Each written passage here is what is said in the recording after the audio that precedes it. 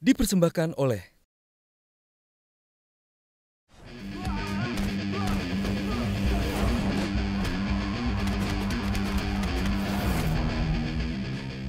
pemeran pengganti atau stuntman diperlukan untuk adegan ekstrim di film.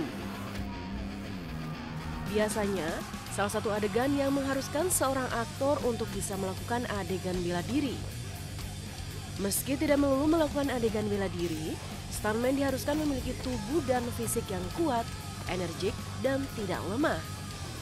Oleh sebab itu, olahraga untuk mengasah tubuh sangat penting bagi stuntman.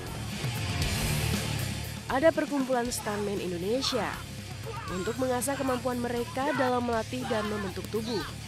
Kegiatannya pun tak jauh dari olahraga fisik. Seperti halnya komunitas Indobarian, yang merupakan sebuah komunitas yang kegiatannya adalah tak hanya berolahraga untuk melatih dan membentuk otot-otot tubuh, namun juga untuk mendapatkan jiwa yang sehat dan pikiran yang positif. Olahraga yang dilakukan Indobarian pun terbilang unik dan berbeda dengan yang lainnya, yaitu dengan menitik beratkan pada pelatihan otot dengan menggunakan alat-alat di sekitar kita. Saksikan selengkapnya di Indonesia. Nah pemirsa, saya sekarang sudah bertemu dengan stuntman, kelompok stuntman yaitu Stunt Fighter Community. Yang satunya lagi namanya Indobarian. Yang pertama mungkin saya ke Ferdi, apa sih Indobarian itu? Indobarian itu metode yang saya create tahun 2012 ya. Ini tentang metode pelatihan kesadaran sebenarnya. Kesadaran itu menyangkut fisik, mental dan emotion ya, maksudnya body, mind and spirit kayak gitu.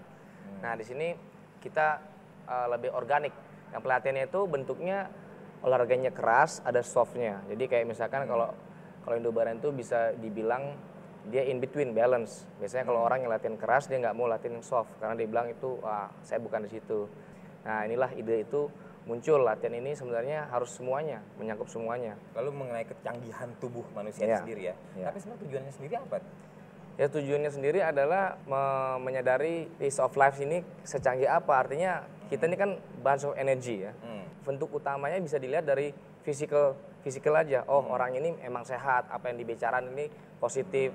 Dan saya rasa ini yang perlu dibangkitkan dari setiap lapisan masyarakat ya, manusia seperti itu. Berarti outputnya lebih kepada badan dan juga jiwa yang sehat ya. Iya pasti. Nah yang menarik lagi adalah Stunt Fighter Community. Nah ini gimana nih ceritanya Mas Deswin? Kan banyak stuntman tuh di Indonesia, terutama di Jakarta tuh, untuk film-film dari dulu malah. Kenapa baru 5 tahun ini buat SFC ini? Jadi waktu itu saya ada ide bikin Stunt Fighter Community ini melihat juga dari orang-orang di daerah yang punya passion di film action, tapi mereka tidak tersalurkan. Nah kalau selama ini kan ada Indras Idetora. Pengalaman yang paling seru, yang paling menyeramkan saat jadi stuntman apa tuh? Di film apa? Kira-kira kalau stuntman sih, kalau udah biasa sih sebenarnya sama ya, tapi pas sama aja. Kemarin ledakan kaca sih yang terakhir di film Moga Bunda itu. Jadi perannya saya sebagai salah satu supporting talent di situ. Dari belakang kaca di dalam kapal itu ibaratnya kena kena ombak gitu. Jadi tapi itu dengan teknik diledakan gitu, jadi cetar gitu. Terus air masuk. Wow. Jadi pas di dekat saya segini, dar gitu, air masuk. Apa sih suka dukanya? Kayaknya kalian yang capek-capek, berat-berat gitu, yang gaya orang lain gimana sih perasaannya? Yang dapat kredit kan kalau orang awam mana tahu gitu sih, itu yang stuntman, wah jagoannya hebat nih kalau tuh. Prinsipnya tetap senang, karena saya senang dengan adegan-adegan yang bahaya.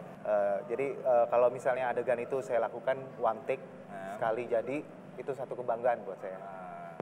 Nah sebagai stunt koordinator bagaimana sih syarat dari seorang pemeran pengganti ini? Ya kriterianya orang itu harus punya fisik, stamina yang bagus.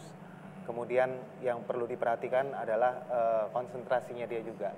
Gitu. Kadang-kadang orang fisik bagus, stamina bagus, tapi daya konsentrasinya nggak bagus, itu yang malah bahaya. Karena dia nggak akan bisa ngontrol dirinya sendiri. Lalu sampai sejauh mana kita kan harus dalam pekerjaan ini pasti harus punya intuisi nih. kira-kira feeling kita nih kalau untuk melakukan ini tingkat bahayanya seperti apa. Nah di faktor risiko seperti itu, pertimbangan seperti itu biasanya siapa yang melakukan negosiasi dengan director, dengan sutradara, atau juga bisa memberikan bahwa ini mungkin dilakukan, ini tidak mungkin dilakukan.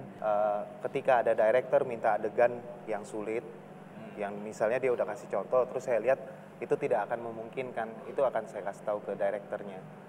Jadi saya sebagai penengah, kita harus cari win-win solution. Jadi sesuai dengan kemampuan stan juga dan manusia pada umumnya ya, dan juga pada direkturnya juga. Sedikit konkretnya untuk pelatihan yang sederhana seperti apa? Bisa dicontohkan nggak ke pemirsa? Misalkan kalau ini kursi nih, misalnya kita mau latihan tangan, iya bisa simple seperti ini ataupun gimana, atau kita movement.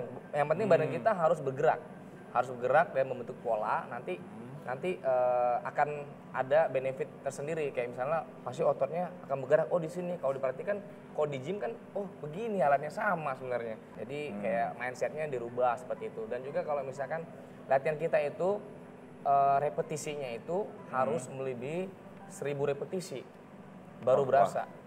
Gimana? Nah, biasanya kan kalau ada orang gym itu ada PT-nya ya. 8 kali berapa, satu setnya berapa kali. Nah, bikin itu kan.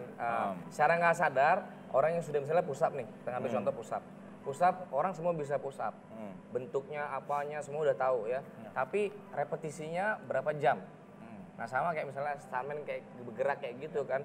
Kalau dalam workshop kan udah diulang sampai berapa ratus kali kan. Sampai pas lagi take, kayak gitu. Nah yang kita ambil di sini adalah repetisi itu harus diperbanyak. Terus, jadi it's all about number. Kadang-kadang di pikiran kita, waduh 1000 nggak mungkin.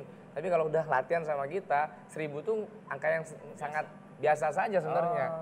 Iya kayak gitu. Ya. Lalu untuk membentuk jiwa yang sehat, pertama kali kita harus membentuk juga badan yang sehat. Betul. Artinya, untuk bungkusannya, untuk casingnya. Iya. Nah, saya baca-baca tuh sempat ada harus diet juga. Iya.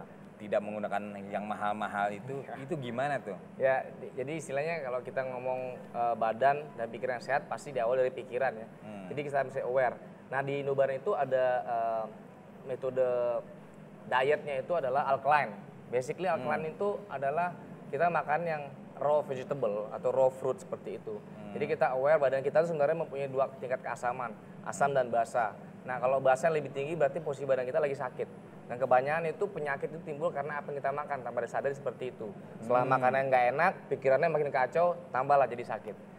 Jadi kayak gitu. Dipersembahkan oleh